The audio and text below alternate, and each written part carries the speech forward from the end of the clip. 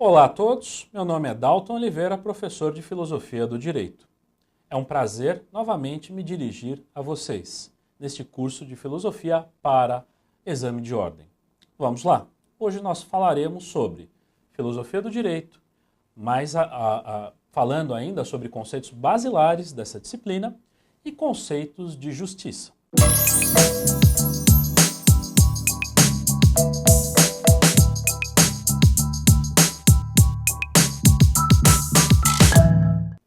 Primeiramente, digo que é fundamental nós conhecermos a diferença entre o senso comum e a filosofia e a ciência. E o porquê disso? Porque quando estamos falando de uma maneira preliminar do direito, evidentemente que nós estamos estudando a filosofia do direito e para isso nós precisamos diferenciá-la da ciência do direito ou da ciência jurídica. Então vamos lá. O que seria este senso comum? Senso comum é o saber vulgar, é o saber que todas as pessoas têm, de alguma maneira, transmitidos de geração em geração, pela própria sociedade ou por sua família, por seus pais, por seus avós e por todas as pessoas que compõem aquela determinada sociedade. Então, nós podemos definir o senso comum como o conhecimento sistemático de conhecimentos de diversas naturezas, ou seja, um saber popular, é um saber vulgar. Por isso mesmo, nós dizemos que o senso comum é uma espécie de conhecimento pré-filosófico e pré-científico. Por quê? Porque é no senso comum que reside a matriz do conhecimento para a filosofia e para a ciência. Ou seja, o pensador, o filósofo, o cientista, retira suas indagações e as hipóteses para suas indagações no que ocorre na realidade. É muito comum a gente achar que o filósofo, ou o cientista, ele tira da cabeça dele ou inventa hipóteses em que ninguém mais viu. Muito pelo contrário, a filosofia e a ciência tentam dar respostas para os problemas que a própria sociedade vive em seu interior. Então, como que esse senso comum ele pode ser transmitido, esse conhecimento vulgar? Cada um de vocês pode um dia ter ficado nervoso ou nervosa e ter chegado em casa um pouco estressado ou ansioso. Chegando em casa, a sua avó ou a sua tia, enfim, alguém pode ter lhe recomendado um chá de camomila, porque o chá de camomila teria o efeito de acalmar a pessoa. Bom, você tomou o chá e isso, dependendo da sua condição físico-psíquica, isso pode ter lhe acalmado, pelo menos levemente. Bom, como que a sua avó sabe que um chá de camomila tem o efeito de acalmar? Porque ela deve ter recebido este conhecimento da sua mãe. E ela, por sua vez, da sua mãe. Quer dizer, um conhecimento antigo que veio de gerações em gerações. Um outro exemplo disso é também sabido no interior do Brasil que quando uma moça apresenta cólicas, vem alguém com chá de noz moscada, porque o chá de noz moscada teria o efeito de aliviar essas cólicas. E outros tantos conhecimentos que nós vamos adquirindo junto à nossa família. Bom, como nós vamos saber se esse conhecimento realmente tem o efeito que ele diz ter? Porque algum pensador vai pensar em como essa realidade realmente se opera, quer dizer, qual é a causa primeira disso, qual é a razão daquilo existir, e a partir daí você definir leis gerais sobre este objeto. Então, o filósofo ou a filosofia vai buscar quais são as causas, quais são as origens de determinado evento. Por isso nós podemos falar que a filosofia é a busca dos princípios e das causas primeiras, ou seja, aquilo que origina determinado objeto ou determinado fato.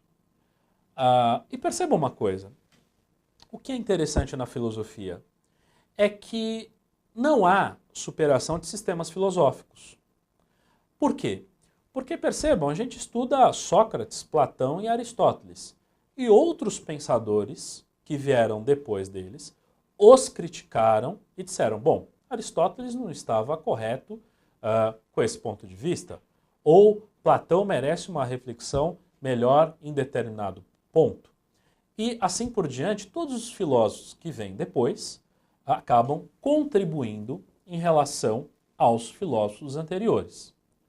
Por isso, nós dizemos que não há superação de sistemas filosóficos. O que há são contribuições e críticas. Por isso, até hoje, nós estudamos Sócrates, Platão, Aristóteles, Tomás de Aquino, Santo Agostinho, Hobbes e tantos outros filósofos. Porque cada um, dentro do seu pensamento, tem uma contribuição importante a dar. O que nós podemos dizer é que há fluxos de avanço e retrocesso, de conservação e restauração destes pensadores. Bom, diferente, nós temos a ciência. A ciência, embora também se ocupe de um conhecimento das origens de como funciona determinada coisa, ela vai fazê-lo de uma maneira um pouco diferente. Enquanto a filosofia se pergunta sobre o porquê, a ciência vai se perguntar como aquilo funciona. Então a filosofia está interessada em por que tal coisa existe, por que tal coisa funciona, enquanto a ciência está preocupada de como e onde aquilo funciona. Então é um conhecimento mais particular. Veja lá. Nós podemos dizer que a ciência é a busca do conhecimento sistemático e seguro dos fenômenos do mundo, pelo método científico. Então, eu até grifaria aqui esta expressão método científico, porque o método científico ele se distingue do método filosófico, que na realidade método filosófico não se resume em apenas um método filosófico, mas vários métodos filosóficos. Já o método científico vai se consubstanciar na formulação do enunciado de um problema, na formulação de uma hipótese, no experimento e na conclusão, a partir de pressupostos. Novamente, o cientista ele vai formular um problema. Ele fala, existe uma questão que merece a nossa análise. Ele vai enunciar este problema. A partir daí, ele formula uma hipótese. Esta hipótese é algo que ele quer ver ou não ser provada.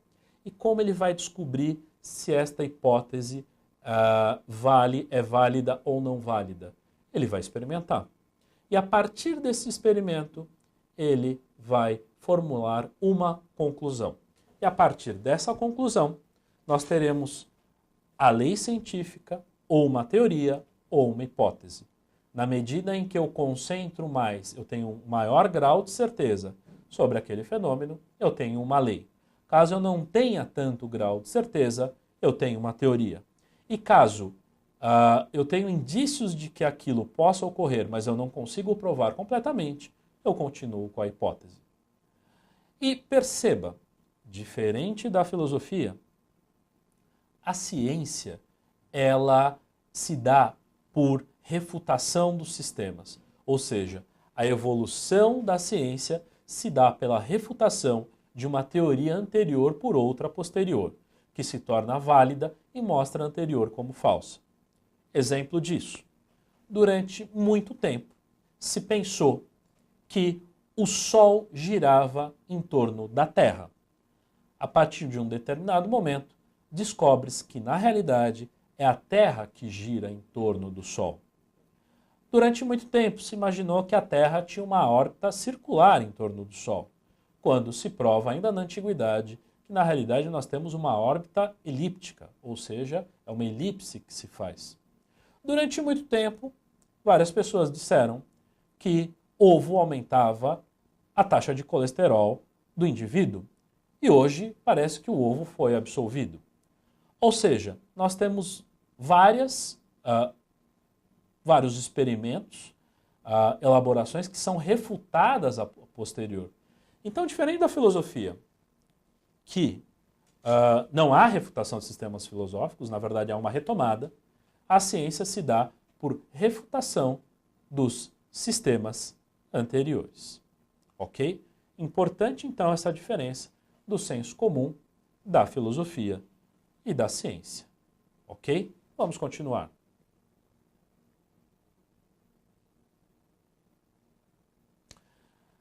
Importante aí, já que nós temos, desde a primeira aula, os objetivos da filosofia e a diferença entre filosofia, senso comum e ciência, vamos tentar entender para que serve uma filosofia do direito. Nós temos aí algumas características, algumas finalidades elencadas pelo professor Eduardo Bittar, lá no seu curso de Filosofia do Direito. Ele coloca várias finalidades. Eu coloco aí 6 finalidades que eu julgo ser das mais interessantes. Primeira delas, crítica das práticas, das atitudes e atividades dos operadores do direito. Ou seja, a filosofia ela não fica inerte em relação à própria atividade jurídica. A filosofia do direito tem por escopo justamente a crítica da prática. Um exemplo histórico disso foi em relação ao sistema jurídico adotado pelo nazismo, que era de um positivismo de matriz normativista kelseniana, em que você não tinha comunicação com a justiça.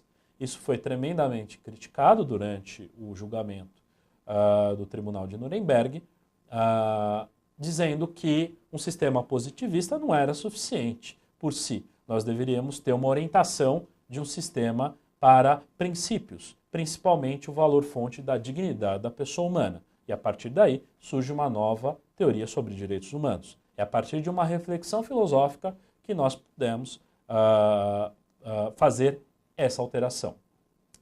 Um segundo ponto seria avaliar e questionar a atividade legiferante. Quer dizer, o legislativo sempre formula leis adequadas ou justas para a sociedade.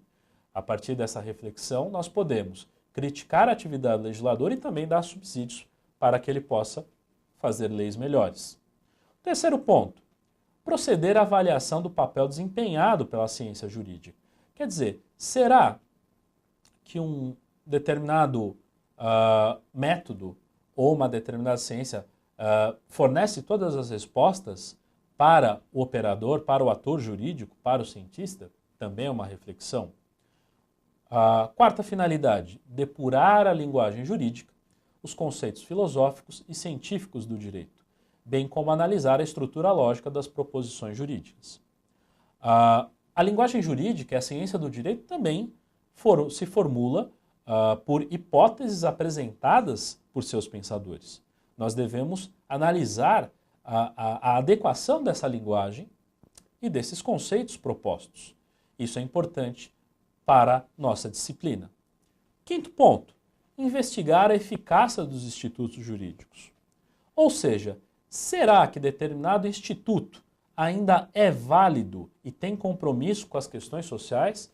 Perceba, lá no Código Penal de 1940, previa o crime de adultério, porque guardava forte relação com a moral da sociedade daquela época. Mas, será que o crime de adultério ainda seria adequado no século XXI, a partir do ano 2000? É por esta reflexão que o crime de adultério ele é retirado do ordenamento jurídico em 2005. Percebam, o adultério pode até continuar moralmente condenável, mas do ponto de vista jurídico não devia mais, segundo essa reflexão, provocar consequências jurídicas. Sexta e última finalidade, desmascarar as ideologias que orientam a cultura da comunidade jurídica. Ou seja, quais são os preconceitos e atitudes dos operadores jurídicos quando vão argumentar? Percebam que é muito comum que alguns juízes, advogados e promotores não colocam qual é o seu ideário da decisão, mas ele existe. Ok? Por hora, ficamos por aqui. Peço que, se vocês gostarem do vídeo, compartilhem com seus amigos. Eu fico à disposição para mais informações no meu site daltonoliveira.com.br. Obrigado e até a próxima.